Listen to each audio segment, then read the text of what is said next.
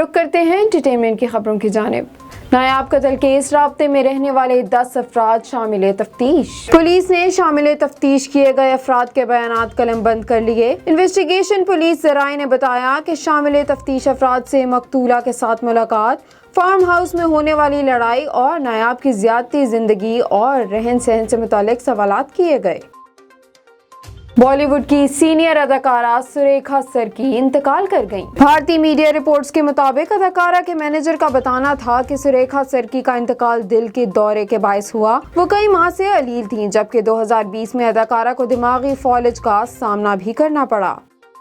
PTV की मारूफ अदाकारा Sultana Zafar America में इंतकाल कर गईं। पाकिस्तान टेलीविजन इंडस्ट्री की नामवर अदाकारा सुल्ताना जफर ने ड्रामा सीरियल तन्हाइयां और आखिरी चट्टान में अपने किरदार से इंडस्ट्री में पहचान बनाई। ताहम वो इसके अलावा भी दर्जनों टीवी सीरियल्स में अदाकारी के जोहर दिखा चुकी हैं। समाजी राब्ते की वेबसाइट पर पाकिस्तान आर्ट्स काउंसिल की ट्विटर अकाउंट से अदाकारा सुल्ताना जफर की मौत की अफसोसनाक खबर शेयर की गई।